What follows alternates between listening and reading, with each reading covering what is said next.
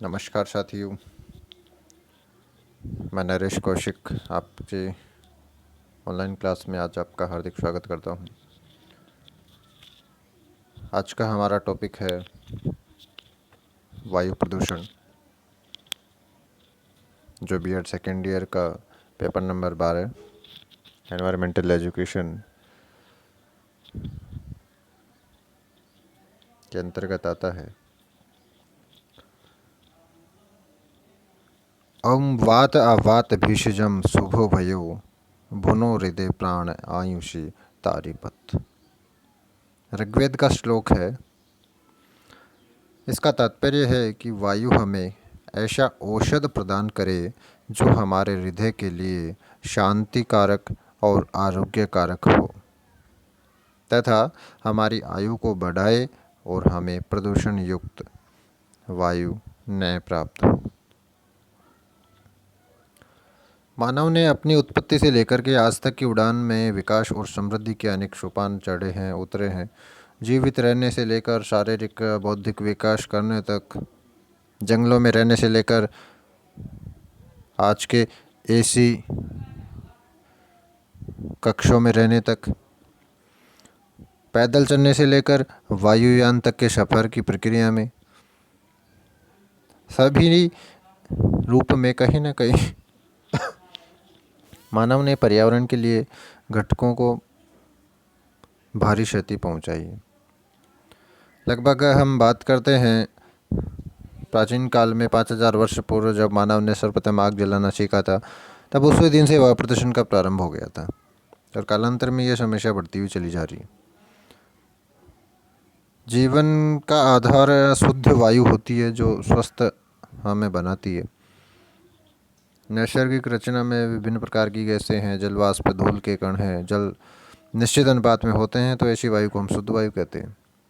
लेकिन अगर यही तत्वों में बाहरी स्रोतों में अवांछित तत्व वायु में सीमा से अधिक बढ़ जाते हैं तो वायु अपनी संतुलित जो रचना होती है उसको खो देती है और इस वायु को हम प्रदूषित वायु के रूप में जानते हैं।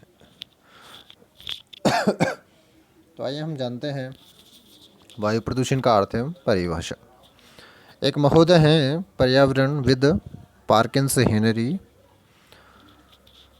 इन्होंने वायु प्रदूषण को परिभाषित करते हुए लिखा है कि जब वायुमंडल में बाह्य स्रोतों से विभिन्न प्रदूषक जैसे धूल के कण, गैस, दुर्गंध, धुंध, हवा, धुआं, वाष्प आदि इतनी अधिक मात्रा में उपस्थित हो जाएं कि उसके वायु के नैसर्गिक गुण में अंतर आ जाए तथा उससे मानव स्वास्थ्य, सुखी जीवन और संपत्ति का नुकसान होने लगे और जीवन की गुणवत्ता में गिरावट आ जाए, इसका मतलब है उसे वायु प्रदूषण कहते हैं। यानी इन्होंने वायु प्रदूषण को परिभाषित करते हुए लिखा कि जो वायुमंडल के तत्व हैं उनमें आवश्यकता से अधिक अंतर आता है तो वह वायु प्रदूषण कहलाता है।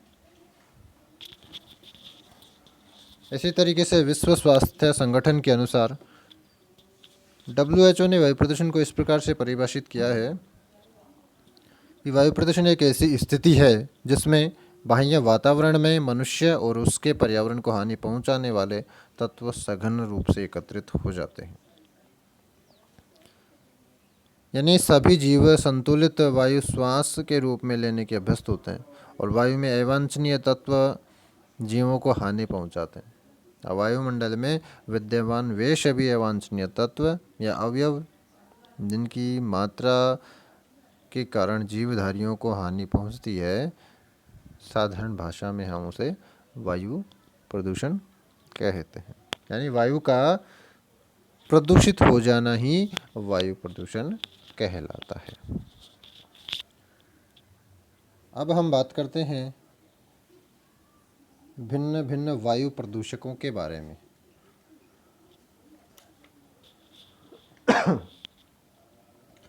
सबसे पहले बात करते हैं कार्बन डाइऑक्साइड।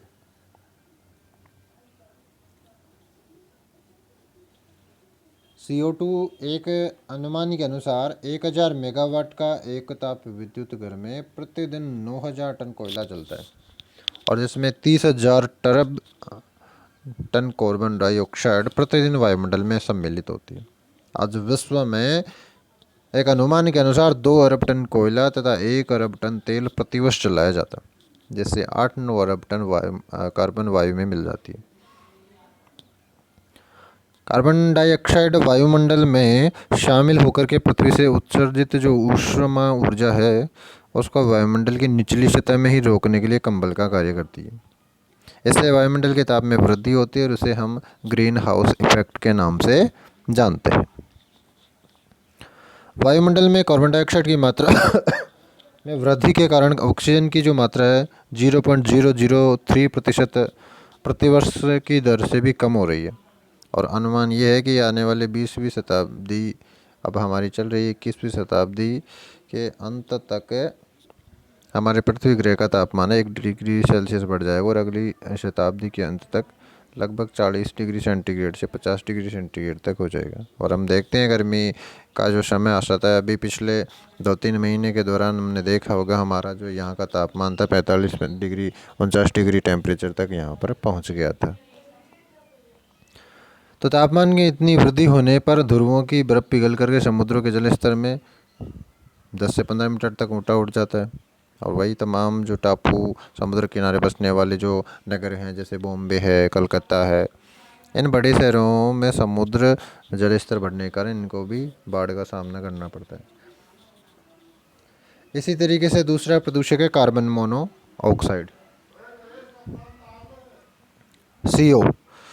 स्वचालित मोटर वाहन है, सिगरेट के धुएं से कार्बन मोनोऑक्साइड गैस वायुमंडल में मिलती है। एक विषैली गैस है। इस गैस के अधिक्य में सांस लेने में सिर में चक्कर, बेहोशी, मृत्यु हो जाती है। कोयले की खानों में कार्बन मोनोऑक्साइड का पता लगाने के लिए चूहों का छोड़ा जाता है। चूहे कार्बन मोनोऑक्साइड में कुछ समय में ही मर जाते हैं। सिगरेट, बीड़ी पीने वालों के फेफड़ों को कार्बन मोनोऑक्साइड गैस बुरी तरह प्रभावित करती है और इससे फेफड़ों में कैंसर की बीमारी हो जाती है। इसी तरीके से है nitrogen dioxide, NO2। Cigarette, cigar, इनके धुएं से निकलने वाला नाइट्रोजन ऑक्साइड की मात्रा सबसे अधिक होती है और ये गैस श्वास के नली, फेफड़ों में हानि पहुंचाती है। सल्फर डाइऑक्साइड है, SO2। इसकी अधिकता से व्यक्तियों में कैंसर, मधुमेह, हृदय रोग आदि बीमारियों का खतरा अधिक बढ़ता है। गैस की कमी की क्रिया कारण सल्फ्यूरिक कम बनाती हैं जो प्राणियों में शरीर की चमड़ी के लिए बहुत हानिकारक होता है। नाभिकीय विकिरण है, परमाणु बमों से उत्पन्न होने वाले दुष्प्रभाव के चिन्ह हम आज भी देखते हैं। जापान में हिरोशिमा और नागासाकी, आज 6 अगस्त है, नागासाकी दिवस। तो ये इसके जो परिणाम हैं हम इन रूपों में देख सकते हैं। नाभिकीय रिएक्टर से लीक होने वाली रेडियोधर्मी विकिरणें हैं, परमाणु परीक्षणों से उत्पन्न होने वाले जो रेडियोधर्मी विकिरण, इनसे वायु में रेडियोधर्मिता की मात्रा को बढ़ावा मिलता है और समस्त प्राणियों के जीवन के लिए अति घातक होती है और इनका प्रभाव दीर्घकालिक होता है। अगला है ozone gas, O3। Ozone gas एक बहुत ही शक्तिशाली ऑक्सीकारक है। ये कोशिकाओं की उपापचय जो क्रिया है उनको बहुत अधिक प्रभावित करती है और इसकी मात्रा फेफड़ों को बहुत ज़्यादा क्षति पहुंचाती है। अगला है अमोनिया। इसके स्रोत की हम बात कर रहे हैं तो उर्वरक है, रंग बनाने की रासायनिक प्रक्रिया है, उसमें शोधन के जो कारखाने, ईंधन का दहन है, उनसे ये प्राप्त होता है और इससे श्वसन संस्थान में सूजन होती है, आँख और त्वचा को भी ये हानि पहुंचाती है। पारे की भाप है, पारे के शोधन संयंत्रों से, प्रयोगशाला में पारे के उपयोग से और पारे युक्त जो कीटनाशक हैं वो इसके स्रोत के रूप में जाने जाते हैं और इसको सूंघने से बेहोशी आ जाती है। अगला है क्लोरीन। कपास तथा आटे के ब्लीचिंग से क्लोरीन सिलेंडर के रिसाव से अन्य अनेक जो रासायनिक प्रक्रिया उनमें क्लोरीन ये के स्रोत के माध्यम है। श्वसन में समस्या होती है, इससे आँखों में जलन वगैरह, नाक में तकलीफ के कारण सांस लेने में कठिनाई आदि पर प्रभाव इसका पड़ता है। इसी तरीके से हाइड्रोजन साइनाइड है, HCN, यह भट्टियों के दहन से और रासायनिक पदार्थों के निर्माण इसके मुख्य रूप से स्रोत हैं। गले में खुश्की, धुंधली दृष्टि हो जाना, सर दर्द आदि समस्या हाइड्रोजन साइनाइड के कारण होती है। इसी तरीके से हाइड्रोजन क्लोराइड है। तो हाइड्रोजन क्लोराइड में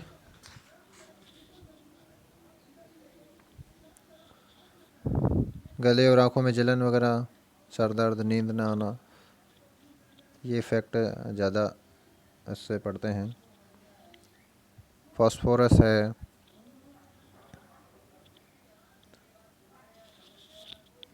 और स्मॉग है।